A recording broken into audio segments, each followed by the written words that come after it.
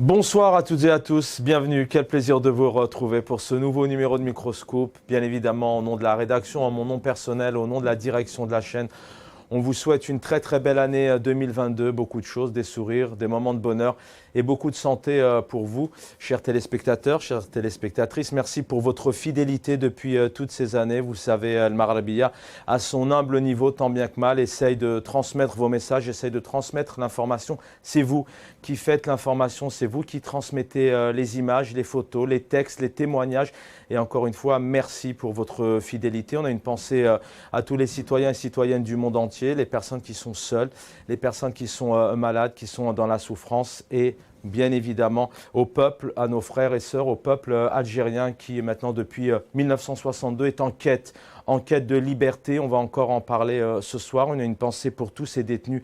Ils sont plus de 300, 310 encore aujourd'hui, arrêtés notamment pour tout simplement avoir essayé, tenté de s'exprimer sur, par exemple, les réseaux sociaux. Ça va être le sujet aussi encore ce soir. On a vraiment une pensée pour toutes ces familles, toutes ces personnes qui ont pris le large aussi pour quitter l'Algérie malheureusement, car ils ne peuvent plus vivre dignement dans leur pays, ce pays qu'ils aiment tant.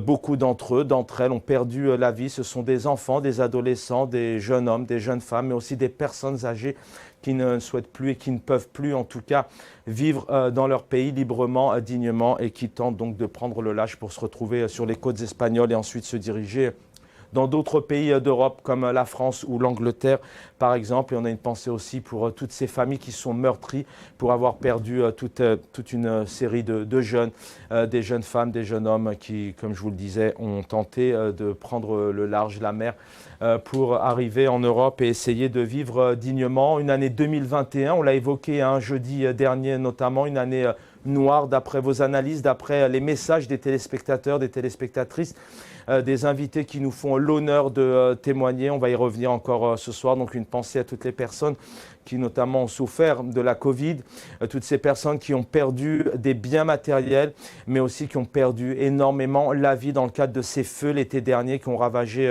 une grande partie du pays, dont énormément la Kabylie. On en a longuement parlé et on a une pensée à tout ce peuple, cette belle Algérie, ces Algériens, ces Algériennes qui, tant bien que mal, essayent de survivre en termes de liberté. On a longuement évoqué les droits humains, mais les droits humains, c'est la liberté d'expression, mais pas que. C'est aussi le droit à l'éducation, le droit à l'emploi, le droit à la santé, le droit de vivre dignement et librement dans son pays, ce pays que nous aimons tant.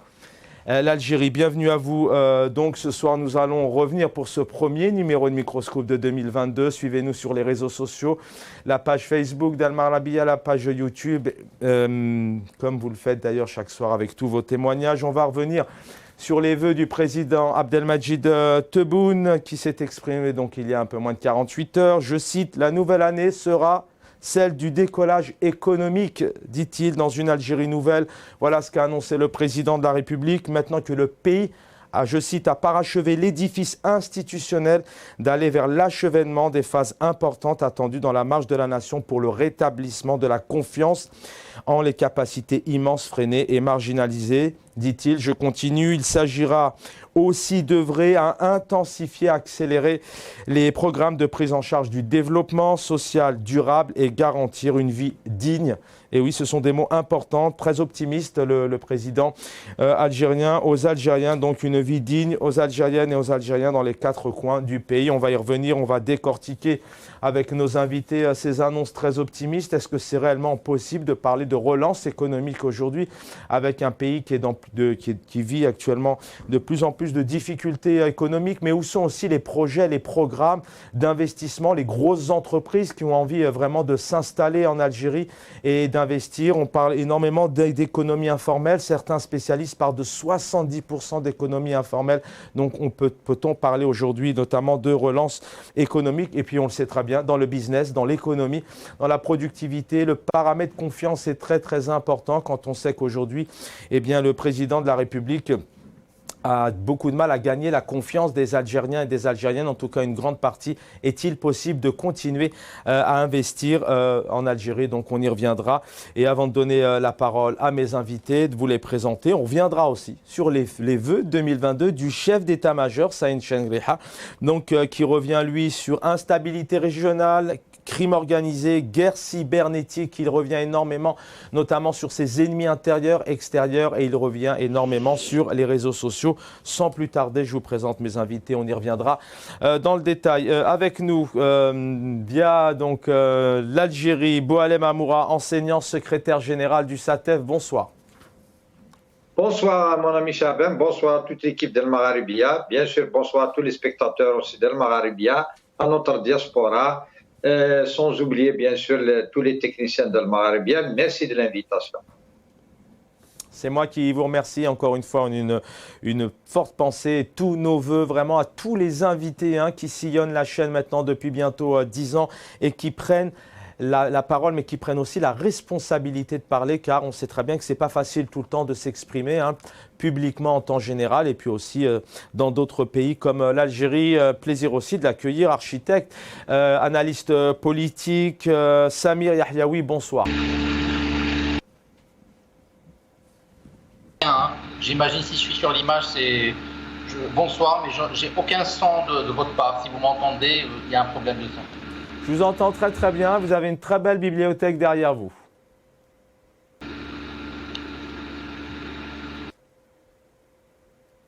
Ah, apparemment, vous ne m'avez pas entendu, donc on va essayer de rétablir la connexion. Samir Yahyaoui, vous êtes à Paris, analyste politique. Merci d'être avec nous. J'espère vraiment qu'on va pouvoir vous garder. Le docteur Mohamed Lamine Chiban. Bonsoir, docteur.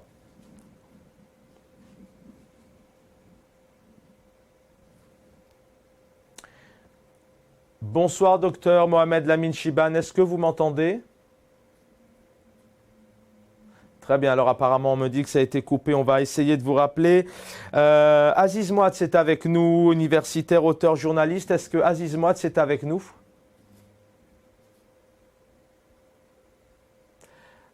Aziz Mouad, bonsoir.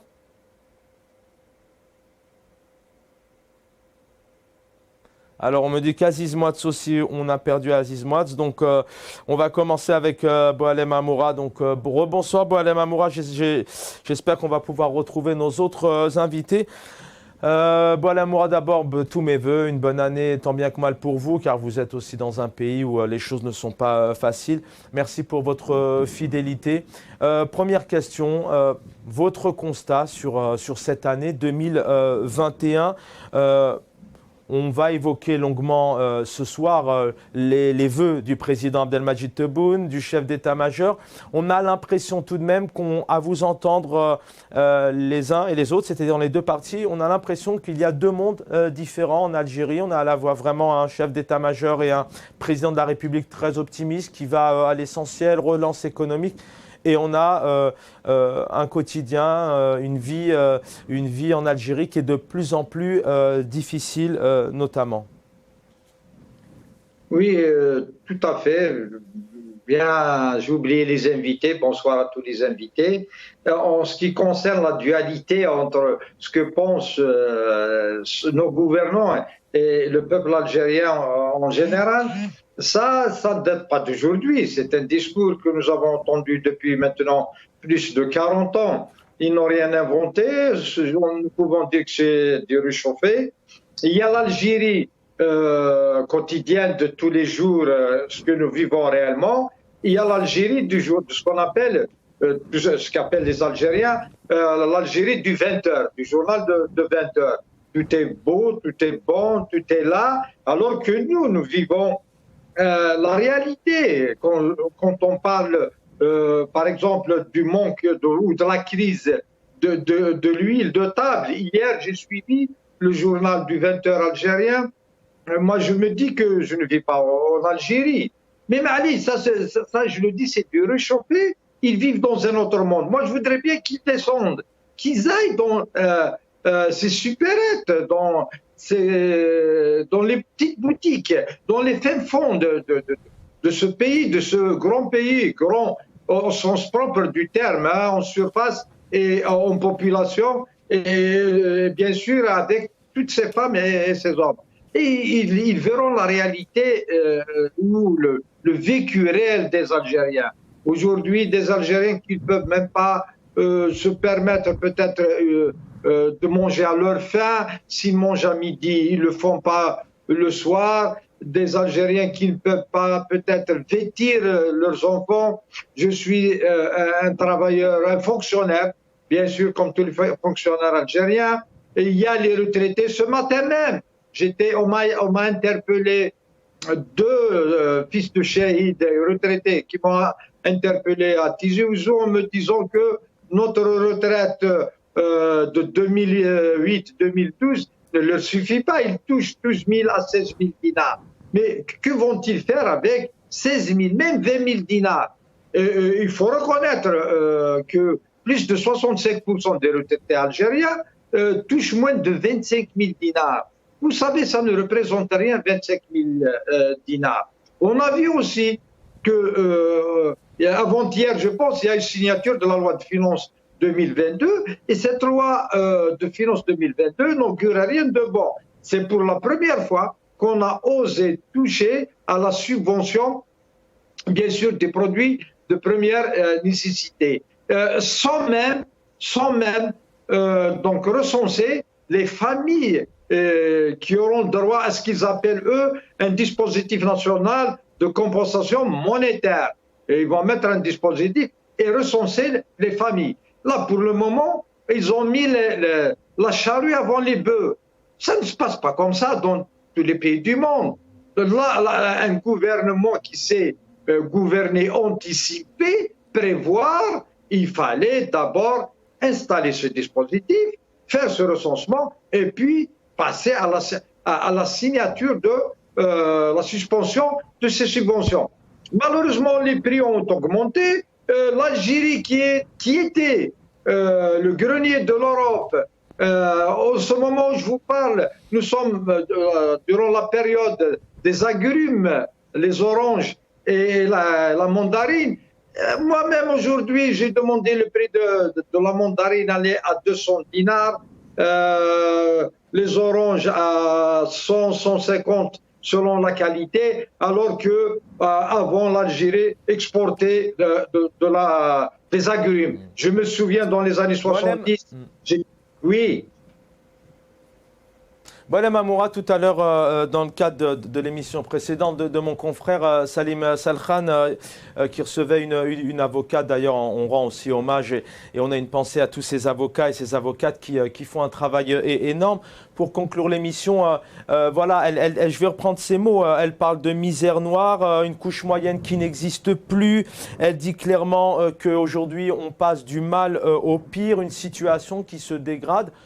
Sincèrement, hein, vraiment, sans faire de la spéculation gratuite, parce que nous, on essaie vraiment, et on le dit à chaque fois, qu'on essaie vraiment de prendre la réalité sur le terrain pour en informer les téléspectateurs et téléspectatrices du monde entier qui nous regardent. C'est ce tableau-là que vous vivez aussi en Algérie. Vous êtes bien placé, vous êtes secrétaire général du SATEF. Aujourd'hui, il n'y a plus de couche moyenne, c'est soit on est pauvre, soit on est riche. Il y a vraiment une situation qui se dégrade. Il y a un pouvoir d'achat qui baisse de plus en plus. Oui, je le confirme. Écoutez, cela ne date pas de cette année, de ces 2 dernières années. Il n'y a plus de couche moyenne en Algérie. Moi-même, j'étais au début parmi cette couche moyenne. Je pouvais me permettre d'aller dans des complexes touristiques à la fin des années 80. Vous allez trouver des médecins, des ingénieurs, des architectes en général. Mais maintenant, vous ne pouvez même pas prendre vos enfants en vacances. Vous êtes en vacances, vous restez chez vous. C'est la misère qui s'installe. Écoutez, ne nous parlons pas dans le vent. Nous sommes quand même assez sérieux et crédibles. Nous voulons construire ce pays. Si nous parlons ainsi, c'est parce que ça nous fait mal au cœur. L'Algérie est un grand pays. Le peuple algérien est un grand peuple. Il l'a démontré depuis 2019. Bien sûr, 54-62, mais 2019, il s'est réconcilié et c'est ce que nous demandons encore, Inch'Allah, en cette année 2022. Nous allons vers une réconciliation. Nous avons fait une étude sérieuse. Elle est là, sur ma table. Le SATEF a fait une étude sérieuse. Nous avons pris la moyenne d'un fonctionnaire, l'échelon 6 sur 12, et nous avons trouvé que le salaire minimum dont doit disposer ce qu'on appelle le SNMG, le SMIC ancien, il devrait être de 80 000 dinars. Ça, c'est une étude sérieuse. Nous sommes basés sur les produits de première nécessité, sur les soins, sur les vacances et tout. Donc, si on parle aujourd'hui de cette misère qui s'installe, c'est pas par, comment dire, de gaieté de cœur. Ça ne nous fait pas plaisir. Écoutez, c'est pas nous qui le disons. Cette semaine, c'est le gouverneur de la Banque d'Algérie qui parle d'une inflation à 9, quelque chose, à 9%. Ça, c'est beaucoup. Nous le disons depuis plus de 2 ans maintenant. Ils nous disent que c'est faux. Eux le ramènent à 3%, 3,23%. Là, ils reconnaissent qu'il y a une inflation à 9%. Et aussi, quand vous avez l'ERG à plus de 20% pour le fonctionnaire, moi-même, je paie plus de 20 000 dinars d'impôts. Quand vous payez en tant que fonctionnaire 8 200 dinars pour la cotisation sociale, pour être remboursé au cas où vous êtes malade, mais vous n'avez le droit pour la carte Chifa un remboursement que de 3 000 dinars, une ordonnance de 3 000 dinars par mois. Si ça dépasse, vous allez payer de votre poche. Mais pourquoi alors je paie 8 200 dinars en tant que tel? Où va mon argent? Je cotise pour ça. Et je ne alhamdoulilah, c'est pas tous les travailleurs qui tombent chaque mois malades. Donc tout ça fait que le fonctionnaire algérien aujourd'hui, il vit dans la misère. Pourquoi? Parce que les prix ont augmenté depuis maintenant plus de 4 ans. Les salaires ont stagné depuis 2012. Vous imaginez un petit peu. Maintenant, depuis 10 ans, il y a une érosion, mais alors extraordinaire, inacceptable du pouvoir d'achat. Tous les prix ont augmenté. Je parle même des médicaments, des tests là. On parle de Covid. Vous allez faire un test PCR, vous êtes à plus de 9 300 dinars et vous n'êtes pas remboursé. Ce que nous demandons, c'est que l'État prenne en charge ces tests-là. Un travailleur, je les connais, qui touche 20 000 dinars, mais comment peut-il se permettre un test à 9 300 dinars? On va revenir vers vous, Boualem Amoura. C'est pour ça que c'est toujours bien de vous avoir au départ, car on a vraiment besoin de ces éléments concrets. C'est des éléments précis du quotidien, de la vie, de votre vie, de vos vies en Algérie. Et ça permet vraiment de positionner et de donner de donner un peu l'état des lieux réels de la vie des Algériens et des Algériennes, en tout cas une grande partie. Est avec nous Samir Yahyaoui, analyste politique. Rebonsoir Samir Yahyaoui, bienvenue une nouvelle fois.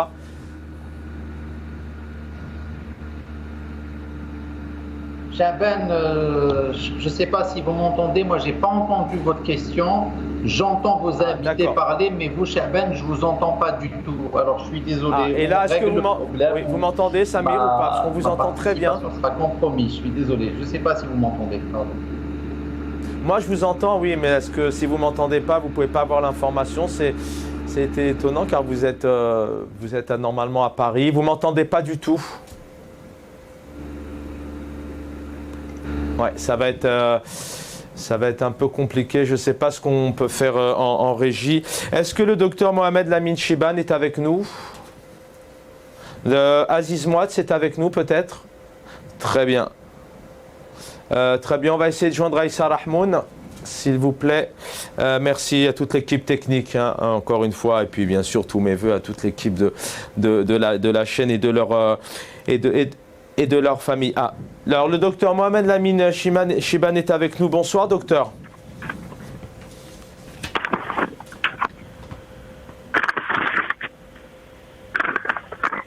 Alors docteur Mohamed Lamine Chibane, je ne vous entends pas. Est-ce que vous m'entendez? Est-ce que vous percevez une brindille de son, un brin de son? Non, je vous entends pas, docteur. J'ai aucun retour. Alors j'espère qu'on va pouvoir faire des miracles. On va essayer de rappeler Aziz Mouatz. qui est a priori disponible. Voilà, je laisse l'équipe en régie faire des miracles que je salue. Mais écoutez, Boualem Amoura, on va continuer avec vous. Pour l'instant, vous êtes le seul qui arrive à communiquer avec le plateau. Boualem Amoura, quand on entend la réponse du Premier ministre, ministre des Finances d'ailleurs, Ayman Ben Abdelrahman, qui fait un état jeudi dernier notamment d'un taux de croissance de l'économie nationale de 4,1% donc en cette fin d'année 2021. Et voilà ce qu'il dit: la situation économique de l'Algérie est une exception dans la région, voire par rapport à certains grands pays. L'Algérie a su mobiliser les capacités de production nationale, ce qui lui a permis de réduire ses importations et d'éviter à recourir à l'endettement extérieur et à la planche à billets. À vous entendre le constat que vous venez de faire, et quand on entend ces personnalités, ces hautes personnalités politiques, et qui ont tout de même leur savoir-faire, leurs compétences, qui font un travail au sein du gouvernement, quand vous entendez ça, qu'est-ce que vous êtes en colère, vous vivez, vous dites, mais on ne vit pas dans le même, encore une fois, dans le même monde? C'est vrai, moi je dis à la bonne heure, ça va revenir c'est quelque chose de bénéfique pour nous, pour les travailleurs, c'est vrai. Mais on doit expliquer pourquoi. Il ne faut pas lancer comme ça des chiffres et des déclarations sans expliquer. Pourquoi? Parce que si on parle de 2021, il y a eu une certaine, comment dirais-je, l'économie mondiale, c'est un petit peu à la reprise, parce que la Covid avait diminué à un certain moment. Il y a eu aussi, comment dirais-je, l'augmentation du prix du baril qui a gagné quand même 50% de son prix. Et puis, il faut reconnaître aussi qu'en 2020, certains artisans n'ont pas été, comment dirais-je, indemnisés.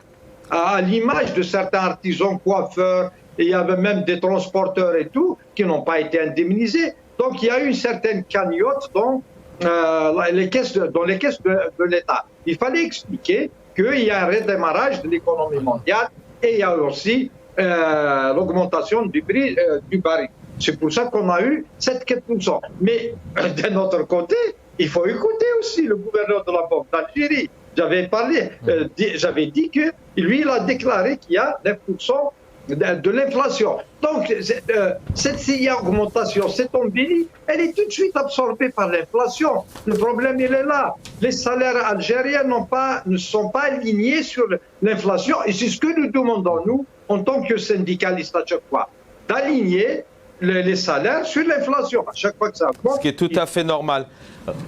Restez normal et logique. Restez avec nous, Boualem Amoura. Je crois que j'ai la chance d'avoir retrouvé Samir Yahyaoui. Rebonsoir Samir Yahyaoui. Bonsoir, je ne sais pas si vous m'entendez, si c'est oui, clair. très bien, mais le but c'est qu'on puisse s'entendre. Est-ce que vous m'entendez, Samir? Moi je vous entends. Très très bien. Merci Samir Yahyaoui d'être avec nous. Une bonne année une nouvelle fois pour vous et vos proches. Merci pour votre fidélité et toutes les analyses et les réflexions que vous nous apportez. Alors je sais que vous êtes une personnalité un peu particulière qui aime bien aussi et c'est normal vraiment d'avancer les solutions, les perspectives. C'est pour ça que je souhaitais vous avoir. Mais d'abord vous connaissez bien ce pays, vous êtes aussi algérien. Le constat de cette année 2021, on parle d'une année noire en Algérie, on parle des détenus, des droits de l'homme, droit à la santé, à l'environnement. On a assez débattu ensemble dans le cadre de nos plateaux. Vous connaissez le dossier par cœur. Peut-être avant d'entrer dans d'autres questions avec vous, je voulais vraiment avoir votre avis là-dessus. Et en parallèle, avec la sortie d'Abdelmadjid Tebboune et ses vœux qui sont de plus qu'optimisme, une nouvelle Algérie, décollage économique dans cette Algérie nouvelle, dit-il. Écoutez, pour l'année 2021, c'est une année qui a été difficile dans le monde entier et en particulier en Algérie. Si je dois résumer 2021, c'est une année où le Covid a fait ravage et je doute bien que les chiffres que nous avons ne soient pas les bons chiffres. Nous nous rappelons tous d'un été meurtrier en Algérie où le feu a dévasté une bonne partie de nos forêts et des régions de l'Algérie avec un peu plus de 200 morts. 12 000 Algériens ont quitté l'Algérie dans des embarcations de la mort. Beaucoup d'Algériens ont trouvé la mort dans ces aventures de quitter l'Algérie d'une façon illégale parce que c'est le désespoir qui s'installe. Plus de 300 détenus d'opinion.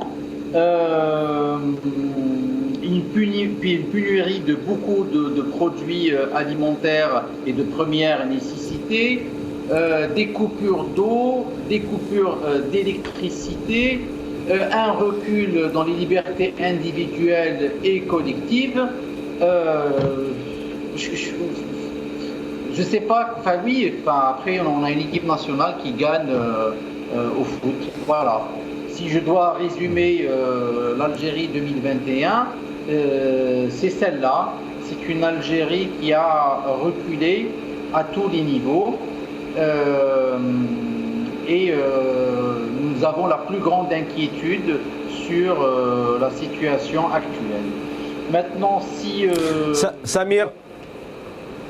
Samir Yahyaoui, quand vous écoutez les vœux, alors vous avez certainement écouté les vœux d'Emmanuel Macron, bon, c'est pas la question ce soir, mais en tout cas c'est celle d'Abdelmajid Tebboune.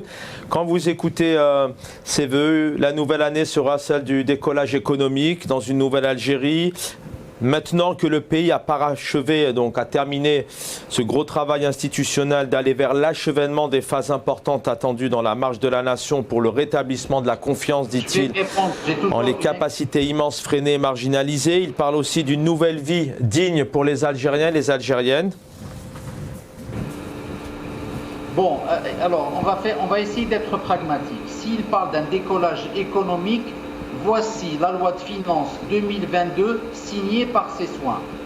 Le secteur de l'industrie, 4,8 milliards de dinars, c'est-à-dire 0,077% du budget global de la loi de finances.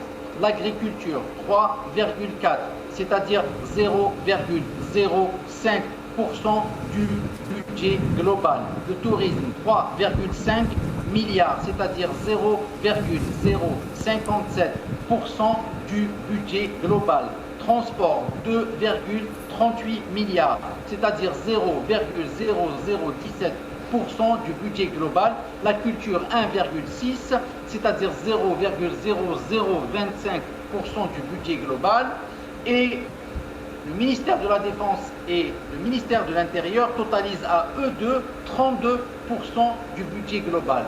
Peut-être que nous ne parlons pas du même décollage, ils parlent du décollage de tout sécuritaire et pas du décollage économique, parce que les secteurs que je viens de citer totalisent moins de 1% du budget global. Je dis bien moins de 1% du budget global de la loi de finances. Ils totalisent 0,2%. Il y a 5 secteurs pourvoyeurs d'économie.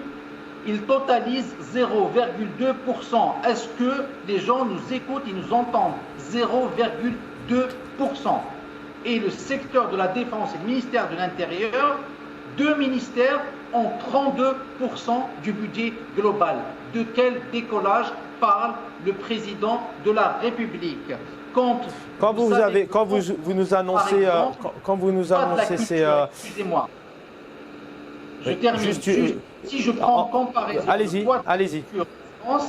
le poids de la culture, je dis bien la culture, ça veut dire pas le secteur le plus... quand on sait qu'est-ce qu'elle est l'industrie française et qu'est-ce qu'elle est l'agronomie française, l'agriculture française, le poids de la culture en France, il est de 100 milliards d'euros. 100 milliards. Les caisses de l'État ramassent 47 milliards d'euros de la culture en France. 47 milliards, c'est-à-dire 2 fois les exportations des hydrocarbures algériens. Les 100 milliards et les 670 000 salariés en France dans le secteur de la culture, c'est l'équivalent de 5 fois les exportations de nos hydrocarbures. Le tourisme en France, hivernal, ça veut dire celui qui démarre le mois de novembre jusqu'au mois de mars, apporte aux caisses françaises 30 milliards d'euros. C'est-à-dire une fois et demie en 3 mois tout ce que nous apportent les hydrocarbures en Algérie. Écoutez, alors justement, Samir Yahyaoui, quand on vous écoute, et merci pour ces chiffres, alors c'est vrai que parfois on a peur toujours de se noyer dans les chiffres, mais là c'est pas le cas, vous nous avez vraiment donné des comparaisons, et notamment avec ce budget de la défense et de l'intérieur, un peu plus de 30%. Quand vous faites, vous, ce constat-là, quelle analyse vous faites? Alors ça veut dire que c'est aujourd'hui un président de la République, un ministre des Finances qui veut donner priorité justement à la défense et non à la culture, à l'éducation, à la santé. Quelle analyse vous faites maintenant? Quelle conclusion vous faites de cet état budgétaire? Simple et complexe à la fois. J'ai dit une fois que si il n'y a pas de réforme structurelle digne de ce nom, il est impossible de réformer l'économie en Algérie. Alors, s'il n'y a pas un vecteur, un axe stratégique, que je divise moi en 3 axes, c'est-à-dire un axe stratégique porteur de sens et d'activité. Des mesures symboliques de changement dans les 24 mois à venir. Des valeurs économiques fortes pour des projets mobilisateurs, c'est-à-dire des réformes structurelles. Nous resterons, comme l'a dit la Banque mondiale, quitte à en déplaise au gouvernement et au régime algérien, nous restons sur une économie qui se base à plus de 90% sur les hydrocarbures. Si on ne réoriente pas la rente vers des secteurs productifs, nous resterons dans ce marasme économique. S'il n'y a pas une réorganisation des termes de l'insertion de l'Algérie dans la globalisation, c'est-à-dire dans la mondialisation de la globalisation, nous resterons dans ce marasme. S'il n'y a pas l'organisation et le retour de l'activité informelle dans l'économie organisée, nous resterons dans ce marasme. S'il n'y a pas une réhabilitation des fonctions productives, nous resterons dans ce marasme. S'il n'y a pas une réelle réforme des fonctions économiques de l'État, nous resterons dans ce marasme. Ce que je viens de citer, ce sont une orientation et des axes à prendre tout de suite comme mesures économiques. Quand on entend un ministre qui fanfaronne parce que nous n'avons pas de dette extérieure, je rappelle à notre cher ministre que la dette extérieure est liée à l'expansion économique. Absence de dette veut dire absence d'expansion économique. Mais on ne peut pas comparer la dette d'un pays à la dette d'un ménage. Nous parlons d'une dette de développement, une dette qui fait de la création de richesses. Les pays les plus développés au monde ont une dette extérieure. Est-ce que nous sommes mieux que les Canadiens? Est-ce que nous sommes mieux que les Norvégiens, les Suédois, les Danois, les Allemands? Ils ont tous une dette extérieure. Mais qu'est-ce que veut dire une dette extérieure quand c'est une dette qui aide à l'économie et au développement? Si un pays produit de la richesse, la dette extérieure n'est pas un problème. Mais si nous sommes un tube digestif, oui, la dette de consommation est un problème. Alors quand un ministre vient fanfaronner, il dit qu'on n'a pas une dette extérieure, moi je veux lui dire on n'a pas de dette extérieure parce qu'on n'a pas d'expansion économique et qu'il y a une absence de politique économique en Algérie. Les choses sont assez claires. restez avec nous. Alors, on va essayer de joindre Maître Aïssa Rahmoun. J'espère qu'on va pouvoir... alors, normalement, on devrait avoir le docteur Mohamed Lamine Chiban qui doit être avec nous. Et puis, Aziz Moat, universitaire, auteur, journaliste que nous n'arrivons pas à joindre. Je vais proposer à mes collègues en régie de nous diffuser cette vidéo qui rend hommage notamment aux détenus. Certains ont été détenus, sont sortis, d'autres le sont encore et on va se retrouver tout de suite après.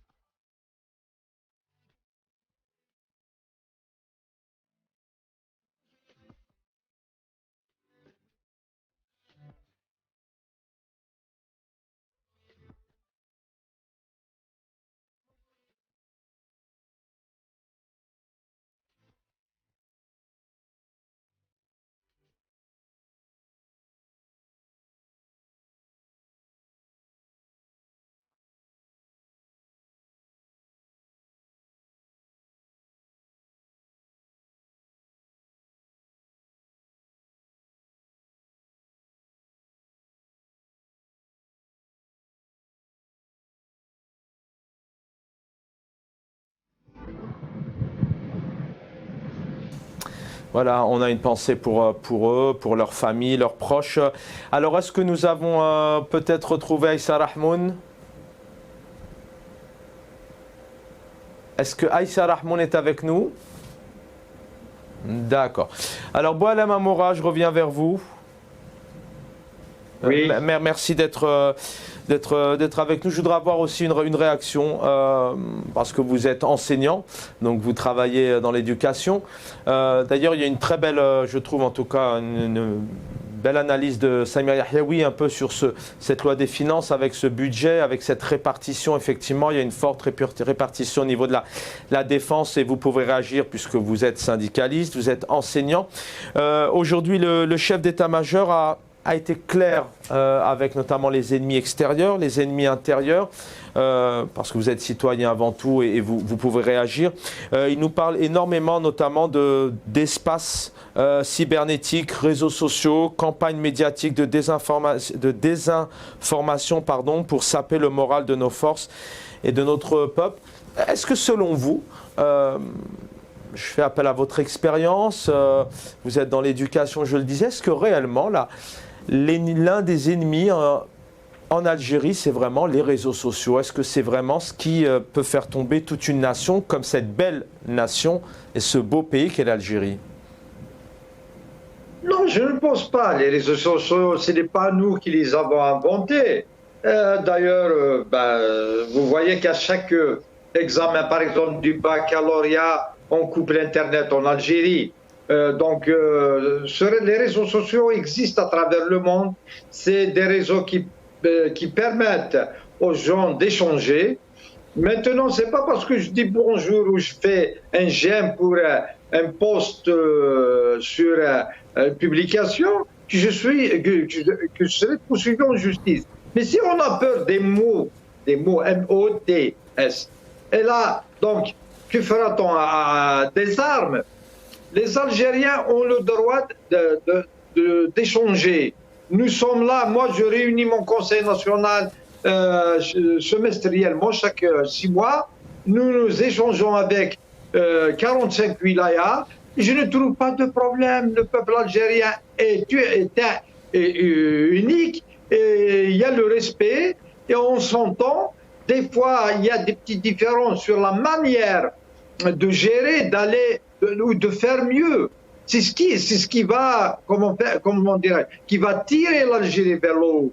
C'est pas comment dirais-je, en bafouant les droits de l'homme ou bien sûr en essayant de verrouiller les médias, le champ médiatique. Cela n'honore point les gens qui nous gouvernent. Il ne faut pas avoir peur des mots. Aujourd'hui, je peux dire que ce terme de main étrangère, nous l'avons entendu depuis maintenant plus de 20 ans. À chaque fois, on nous sort cette main étrangère. Moi, je leur ai dit au ministère... Dans quel objectif, dans quel objectif alors régulièrement, c'est récurrent, c'est vrai que le chef d'état-major qui s'exprime 1 fois, 2 fois, des fois 3 fois par semaine, c'est récurrent dans ses mots, hein, dans son alignée, dans les messages qui passent aux équipes de l'armée notamment. C'est pour faire dans la diversion. Au lieu de régler les problèmes des Algériens, c'est des problèmes simples que nous rencontrons quotidiennement dans notre vie quotidienne. Au lieu d'aller vers le règlement, à chaque fois, nous sort la main étrangère. Moi, une fois au ministère de l'Éducation, je leur ai dit, montrez-nous cette main et on va la couper. Et on va passer à la construction de l'Algérie. Jusqu'à quand allons-nous rester comme ça? Quand est-ce que nous pourrons aller vers la construction de l'Algérie? Nous avons nos enfants, tous les Algériens ont besoin de vivre dans leur cher pays, dans ce pays où beaucoup de mers ont souffert, un pays qui a fait un peuple, qui a fait la plus grande révolution dans le monde. Un pays qui était dans les années 70 la Mecque des révolutionnaires.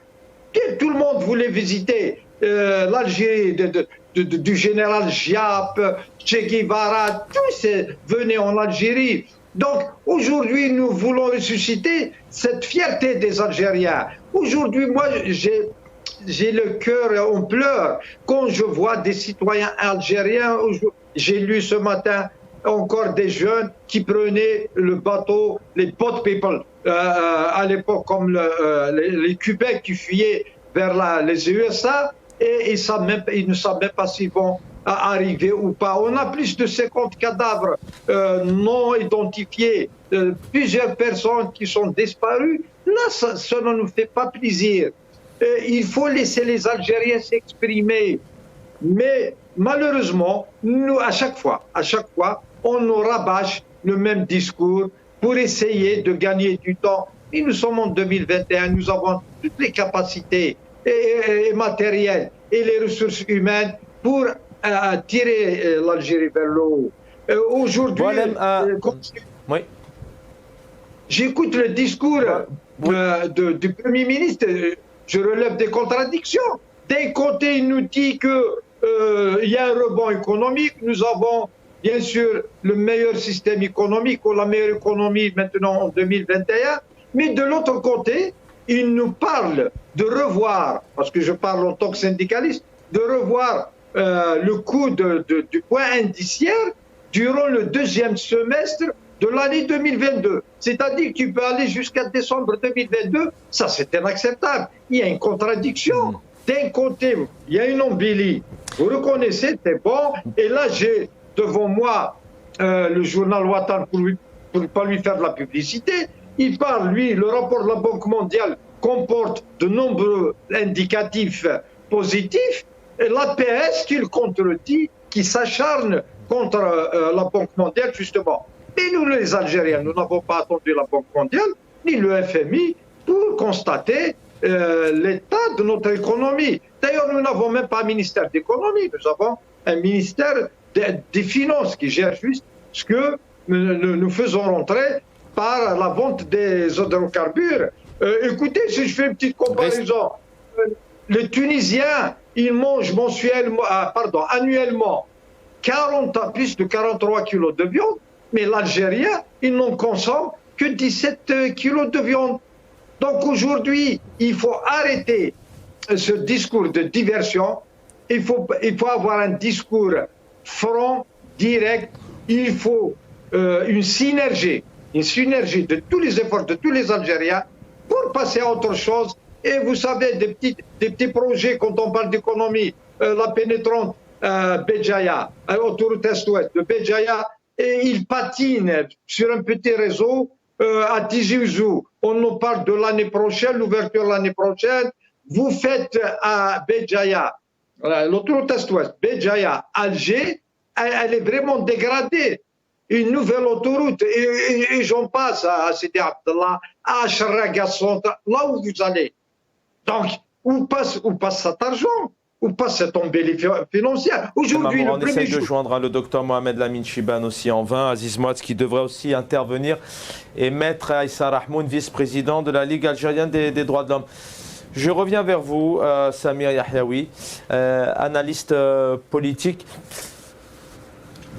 Vous êtes, vous, toujours, vous consacrez énormément maintenant dans les solutions, les perspectives. On a bien compris, hein, je ne vais pas vous reposer la question aussi, peut-être sur, vous pouvez réagir aussi sur les vœux du chef d'état-major qui revient sur toujours les réseaux sociaux. D'ailleurs, vous êtes aussi un homme de réseaux sociaux, donc vous connaissez, vous pouvez réagir là-dessus. Mais cette année 2022, comment maintenant faut-il l'appréhender? Quelles solutions faudrait-il peut-être mettre en place pour donner aussi un sens à ces revendications, à cette révolution qui continue d'une manière ou d'une autre dans la rue, dans les réseaux sociaux, pour permettre de, excusez-moi du terme, faire bouger les choses un peu plus vite, avec plus d'efficacité?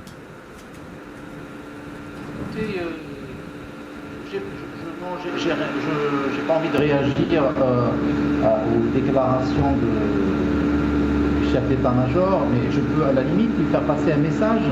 Peut-être que lui qui a fait des formations à l'étranger, mais je ne sais pas s'il a gardé en mémoire que toutes les académies militaires des pays,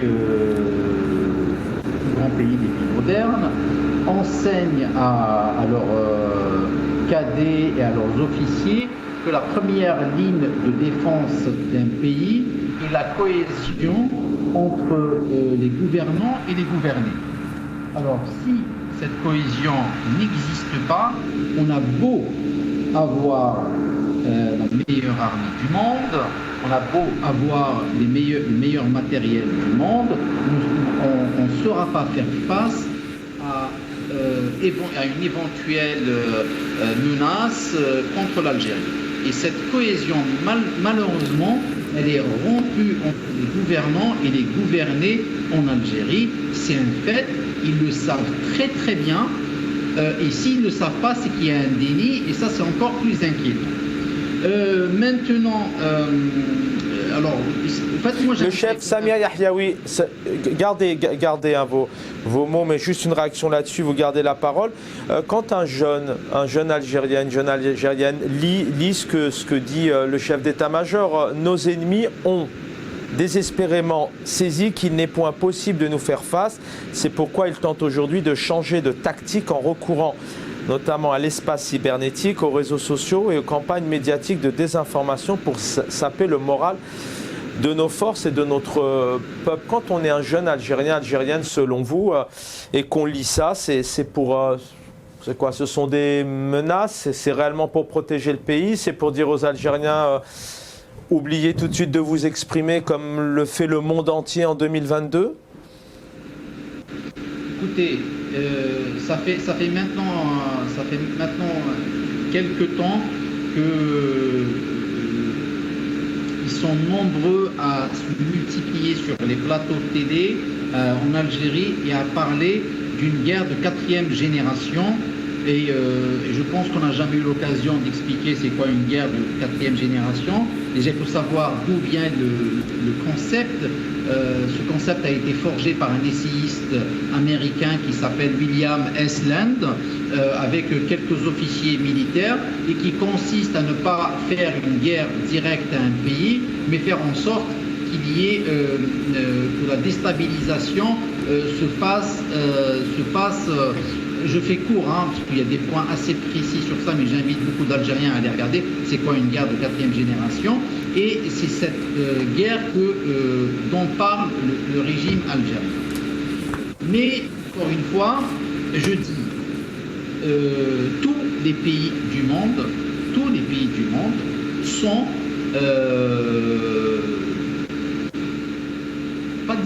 pas menacés, mais il y a toujours une concurrence. On voit ce qui se passe entre les Américains et les Chinois, entre les Russes et les Américains et les Chinois, les Français et les Américains, ce qui fait qu'est-ce qui vient nous vendre le chef d'état-major? Que nous sommes une cible. Je pense que ce qui a rendu l'Algérie vulnérable, si on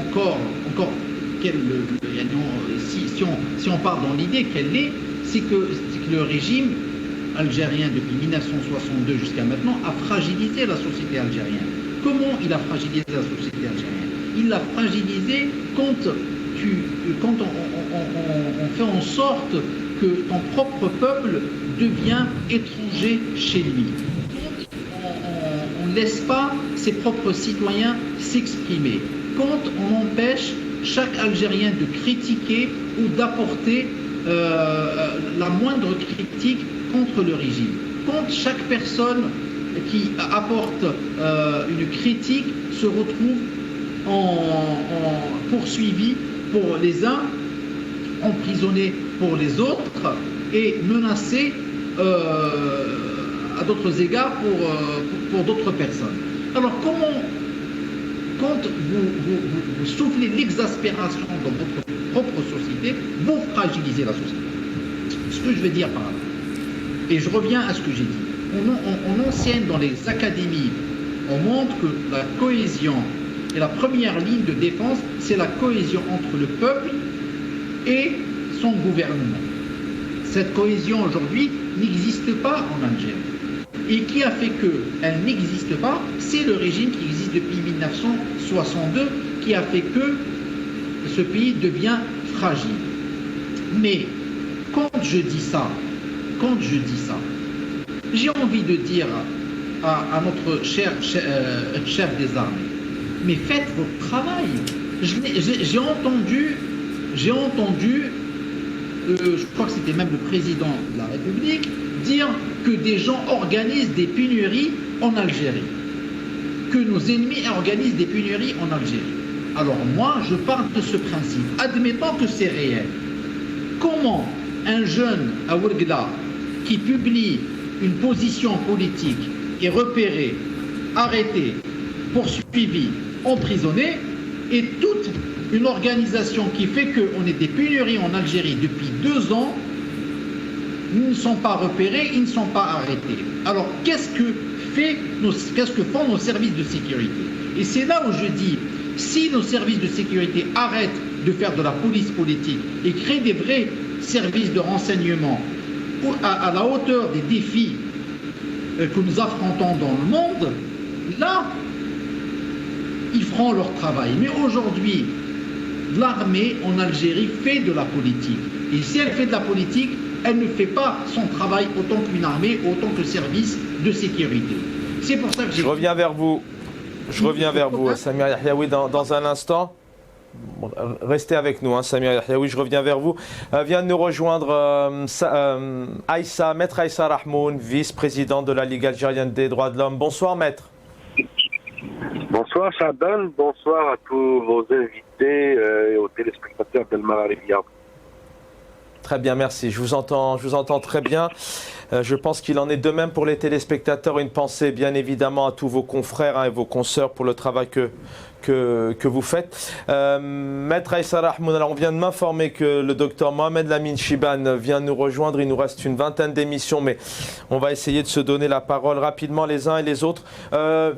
Maître Aïssa Rahmoun, une réaction sur une année difficile. Les droits de l'homme ont été très difficiles pour les Algériens, encore des détenus, notamment parce qu'ils s'expriment. On a parlé de droit de l'éducation, droit à la santé, des difficultés au quotidien pour les Algériens et les Algériennes. C'est ce bilan-là aussi que vous tracez comme par exemple Boualem Amoura tout à l'heure. Écoutez, la situation des droits de la personne humaine, depuis l'indépendance du pays reste à discuter, pour voir en même temps. Mais ce qu'il est fort, c'est de constater que depuis pratiquement le mois de mars 2019, à nos jours, il s'agit réellement de la situation des droits de la personne humaine est remontée en surface dans les droits fondamentaux, dans les droits civiques et politiques, mais aussi les droits socio-économiques. Quand on voit aujourd'hui que la situation économique et sociale qui est en dégringolade, il faut le dire, et puis le nombre des détenus qui ne s'arrêtent pas. À la belle qu'on est en 2022, on avait espéré tout un chacun de nous que 2022 soit l'année des libertés, l'année de la réconciliation de l'État avec elle-même, l'année de la réconciliation probable du régime avec son peuple. En fin de compte, pour se dire, c'en est de trop, bzaf. Mais en fin de compte, c'est un régime les meilleurs, mais qadar mawal. 2022, on est de deux. Maître Rahmoun,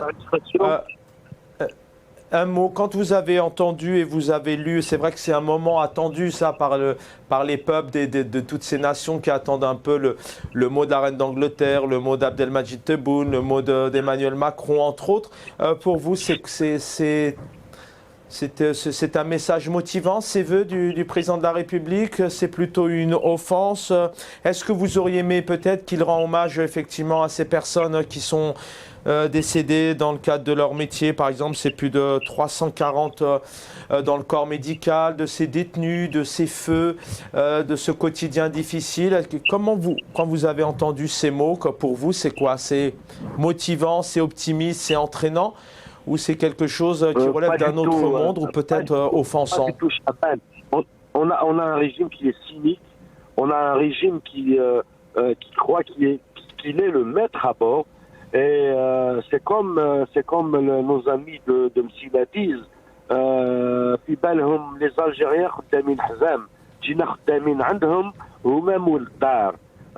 écoutez, il y a des dates importantes dans l'histoire de l'humanité, dans la vie d'un État, comme le 1er janvier, qui est une date assez importante, comme toutes les dates, le 1er novembre, l'Aïd al-Sora ou l'Aïd al-Adha. C'est des moments où les États se réconcilient avec elles-mêmes. Combien de journalistes sont poursuivis en justice, combien d'activistes, combien de syndicalistes, combien de personnalités politiques qui sont aujourd'hui devant les tribunaux pour avoir exercé leur droit à l'opinion, leur droit à parler, leur droit à s'exprimer. Donc, du coup, en fin de compte, il y a beaucoup d'Algériens qui disent le régime Bouteflika, 20 ans d'Abdelaziz Bouteflika, n'ont pas été aussi dévastatrices pour la question des droits de la personne humaine, mais on retrouve aujourd'hui, en l'espace de 2 ans, le régime du chef de l'État est aussi nauséabond, est aussi dictateur que tous les régimes qui ont succédé dans l'histoire de l'Algérie contemporaine. Maître Rahmoun, merci d'avoir été avec nous. J'aurai le plaisir bien évidemment de vous réinviter. On a réussi à vous joindre et merci encore une fois. Une pensée vraiment à tous vos confrères, vos consoeurs qui tant bien que mal, qui donnent de leur temps pour venir en aide aux détenus. Ils sont nombreux en Algérie encore aujourd'hui. Docteur Mohamed Lamine Chibane, bonsoir. Bonsoir, c'est Chaban, enfin. J'arrive à vous quel joindre. Plaisir. Tout le plaisir est pour moi, Chaban, et soyez certain que votre émission elle est tant suivie par la diaspora et par tous des Algériens qui suivent cette émission avec attention. Et merci. Je vous souhaite un plein et encore une fois, voilà. Vraiment, sans en rajouter, c'est grâce à vous, car c'est grâce à ces invités, à nos invités qui interviennent d'Algérie, du Canada, d'Angleterre et aussi beaucoup de Paris. Et c'est grâce à vous si si on essaye de faire passer ce message, et je le rappelle à notre humble niveau, nous ne sommes qu'une simple passerelle pour vous donner la parole. Docteur Mohamed Lamine Chibane, bien évidemment, tous mes voeux pour vous, vos proches, une bonne santé. Et puis aussi, je voudrais un mot, on rend hommage aussi, la Covid est toujours présente en Algérie. Peut-être un mot sur la situation. Et puis je crois que c'est pas loin de 24 professeurs qui ont perdu, en médecine, qui ont perdu la vie. On parle de 82 spécialistes, 330 généralistes. Ça a été une année très difficile pour le corps médical en Algérie aussi. Oui, tout à fait juste, cher ami Chaben. Bon, tout l'honneur est pour moi pour participer dans cette émission et je salue encore une fois vos invités et en même temps je voudrais d'abord m'incliner devant, comme vous venez de le dire, devant nos collègues, nos confrères et consoeurs que nous avons perdus durant l'année 2021 et durant cette semaine nous avons perdu 3 spécialistes chez Chaben Khassi. Nous avons perdu Dr Mendil Navira qui est résidente en neurochirurgie au CHU de Béjaïa, âgé de 33 ans. Nous avons perdu récemment Dr Chirou Mourad, qui est un radiologue privé à Batna.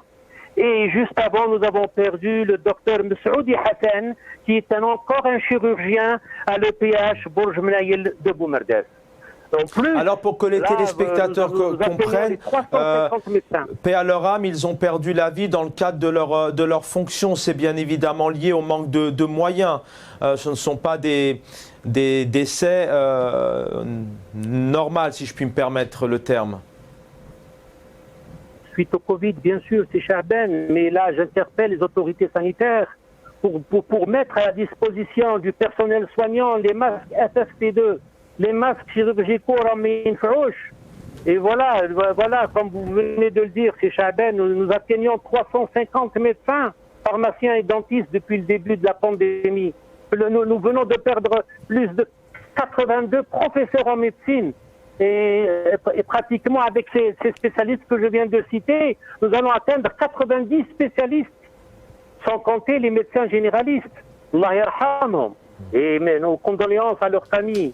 Et encore une fois, je voudrais saluer tous ces blouses blanches, les paramédicaux qui travaillent avec beaucoup de dévouement. Et là, ils continuent à payer un lourd tribut. Voilà ce que je peux dire. Aujourd'hui, la situation je profite de votre présence nous sommes à 300... pour faire un point sur la Covid. Excusez-moi, docteur, je vous interromps, mais j'essaie vraiment d'avoir un maximum d'informations avec vous. Et bon, de toute manière, j'aurai le plaisir aussi, tout au long de ces prochaines semaines, et mes confrères aussi, de vous réinviter. Peut-être un point sur la Covid. Il y a ce problème de confiance en Algérie dans la politique, mais il y a aussi ce problème de confiance dans la médecine. Et aujourd'hui, apparemment, les Algériennes sont réticentes à se faire vacciner aussi pour ce problème de confiance qui revient souvent d'ailleurs, même dans l'investissement économique, il faut avoir confiance pour investir. Mais aujourd'hui, les Algériens sont réticents, notamment à la vaccination. On parle d'ailleurs de doses périmées aussi. Tout à fait, il y a encore cette réticence. Mais quand on voit aujourd'hui, nous avons 341 contaminés, nous avons 7 décès, nous avons 30 qui sont en soins intensifs et la plupart qui sont dans les services de réanimation sont non vaccinés. Parce que vous savez que le service de réanimation du CHU Parnay, le service de réanimation du CHU Bni Messous sont saturés. Ça, c'est selon les dires de leurs chefs de service, les professeurs qui disent cela. Donc, alhamdoulilah, quand on se compare avec le Maroc, aujourd'hui, ils sont à 1357 contaminés. 1357 contaminés. Alors que Roumain nous dépasse de loin dans la vaccination, ils ont atteint un pourcentage plus de 50%, alors que nous n'avons pas les 12% de vaccination, les 2 doses. Yann. Et donc, voilà où on est la situation. La situation, effectivement, la population, une partie de la population, dans le secteur sanitaire et dans le secteur éducatif. Et là, docteur, oui. Mais docteur Mohamed Lamine Chibane, vous avez entendu le président de la République annoncé ses vœux. Bon, le chef d'état-major, c'est dans un autre cadre, mais un président de la République se devait peut-être là de rendre hommage justement à ce corps médical qui tente encore aujourd'hui avec des problématiques d'oxygène, des problèmes de moyens, d'aider, de venir en aide aux Algériens et aux Algériennes. Vous avez été aussi peut-être quelque part déçu. Vous attendiez d'autres mots d'un chef d'État dans un pays qui vit actuellement des difficultés en termes de pénurie alimentaire, de pouvoir d'achat, de santé, d'éducation? Je suis sincère avec vous, je n'ai pas suivi le discours du président. Sincèrement, je n'ai pas suivi. Je ne sais pas ce qu'il a dit. Si vous voulez me rappeler la question.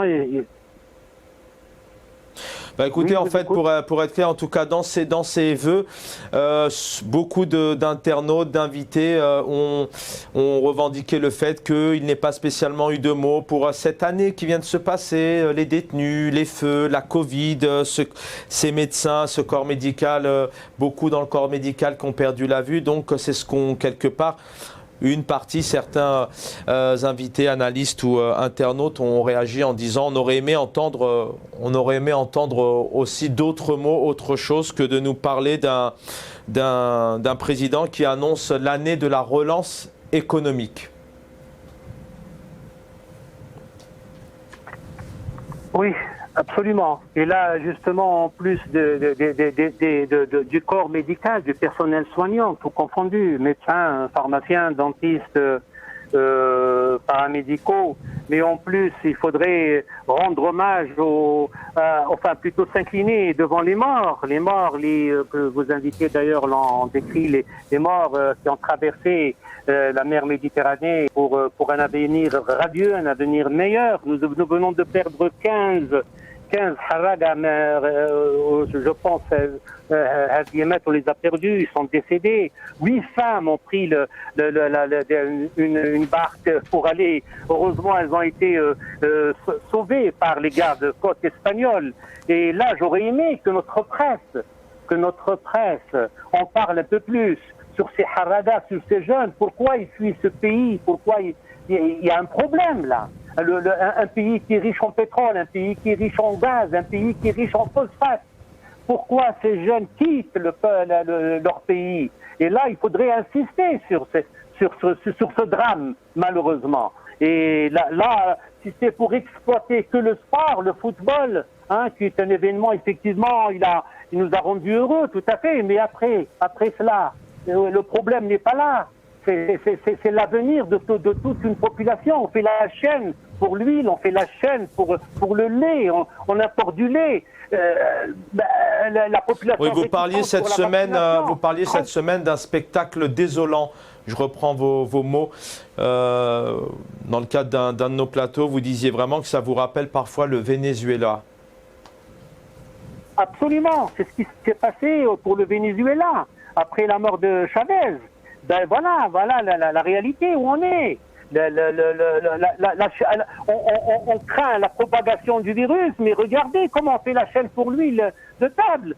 Regardez comment ils font la chaîne pour les sachets, les sachets de lait le matin, à Salat al-Fajr. Comment voulez-vous réellement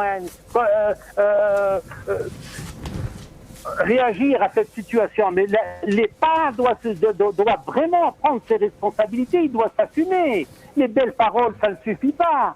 Nous avons des morts parmi le corps médical. Dans une semaine, nous avons perdu 3 spécialistes, subhanallah, par le Covid. Pourquoi tout ce drame? Pourquoi? Je viens de le dire, ils n'ont pas assez de moyens pour se protéger. Ils n'ont pas assez de moyens. Et les hôpitaux aussi, là, il y a le laisser-aller total pour le corona. Alors là, les malades, les gardes malades, parce qu'il y a un manque d'agents paramédicaux. Alors que maintenant, ce sont les parents qui viennent et qui ramènent avec eux le virus ou qui se ressortent avec le virus. Mais c'est incroyable, ce que nous vivons, c'est un drame. Et là, il est temps de se ressaisir. Merci, docteur Mohamed Lamine Chebane, pour ces mots poignant. Encore une fois, c'est vous, vous vivez dans ce magnifique pays et grâce à vous, vous nous donnez la réalité du terrain. Samir Yahyaoui, je reviens vers vous. L'émission touche à sa fin dans quelques petites minutes. Cette année 2022, selon vous, que fait-on? Notamment, il y a cette révolution tout de même, il y a cette diaspora qui travaille, qui fait des choses. Les Algériens aussi avancent tant bien que mal. Comment les Algériens, en tout cas ceux qui le souhaitent, ceux qui sont dans la douleur, la souffrance, ils sont très nombreux, comment peut-il faire bouger les choses maintenant? Quelles sont selon vous les perspectives qu'il faudrait mettre en place pour 2022? 2022, c'est l'année où l'Algérie, au mois de novembre 2022, va présenter son rapport sur les droits de l'homme aux Nations Unies. Peut-être que nos compatriotes ne le savent pas, mais au mois de novembre, l'Algérie sera amenée à se présenter devant les Nations Unies et à faire son rapport sur les droits de l'homme. Alors, si je dois rappeler ce qui s'est passé, c'est qu'au mois de mars, il y a un rappel à l'ordre par le commissariat des droits de l'homme.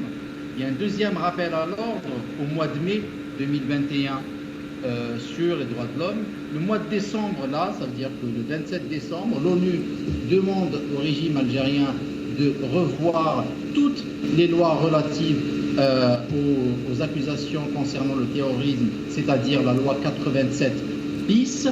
Il y a 310 détenus d'opinion en Algérie.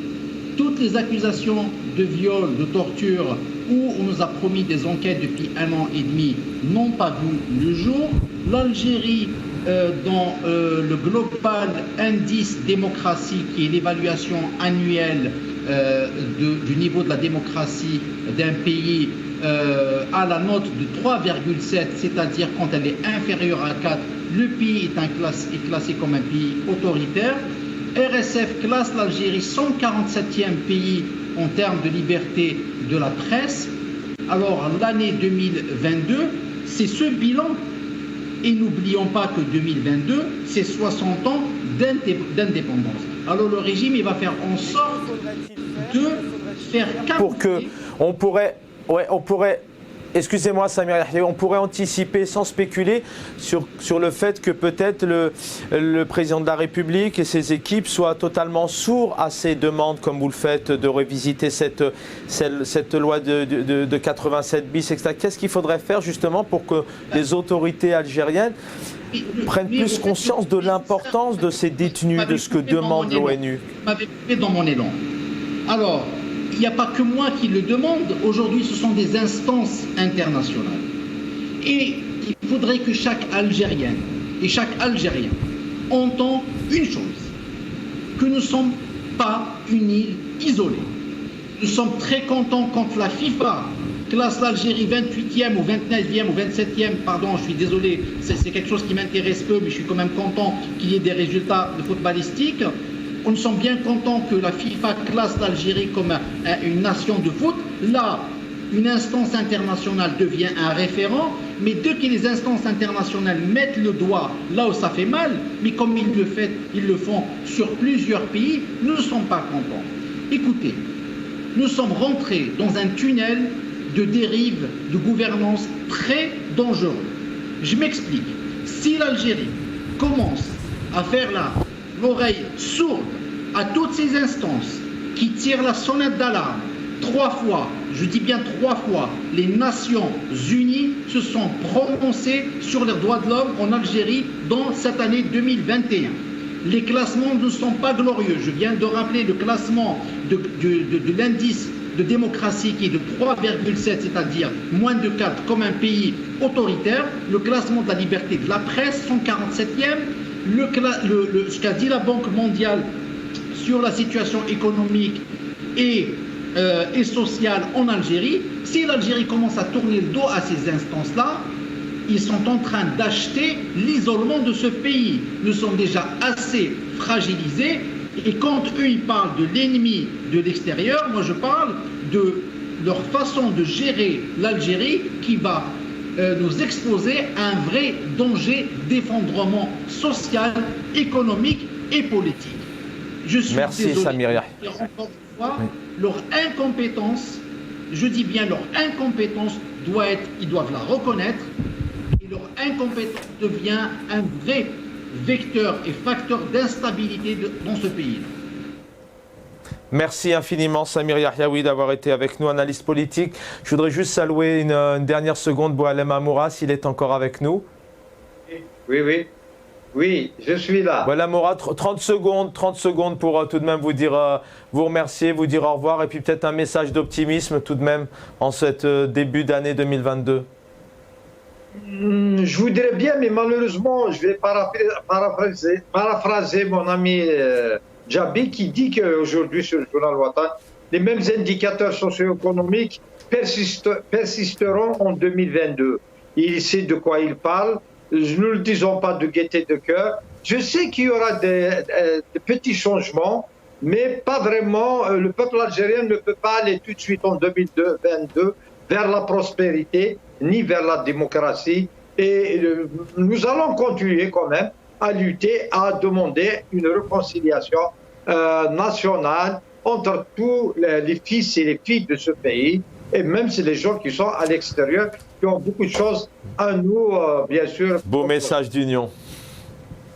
Merci, merci infiniment. Voilà, continuez à lutter, je reconnais bien le syndicaliste et l'enseignant que vous êtes, Boualem Amoura. Donc merci d'avoir été avec nous. Maître Aïssa Rahmoun, qui a pris un peu de temps aussi, avocat, vice-président de la Ligue algérienne des droits de l'homme. Samir Yahyaoui, qu'on a entendu ce soir, analyste politique. Docteur Mohamed Lamine Chiban, qu'on a réussi à avoir quelques minutes aussi, médecin. Et Aziz Mouatz, que j'ai eu quelques petites minutes avant l'émission, mais apparemment des problèmes de réseau, mais j'aurai le plaisir de le réinviter ultérieurement. Algérie 2022, de l'espoir. Bonne année à tous, belle année de santé, paix, liberté et sourire. Et encore une fois, on a vraiment une pensée pour nos frères et sœurs algériens, algériennes, un peu partout dans le monde, qui sont seuls, dans la douleur, dans la souffrance et qui essayent tant bien que mal d'avancer. Et merci infiniment pour votre fidélité pour cette nouvelle année qui commence, une nouvelle aventure avec vous. Bonne soirée à tous, les programmes continuent. Merci à l'équipe technique d'avoir réalisé cette émission. Et je vous retrouve normalement demain à 18h30 pour un nouveau numéro de Microscoop.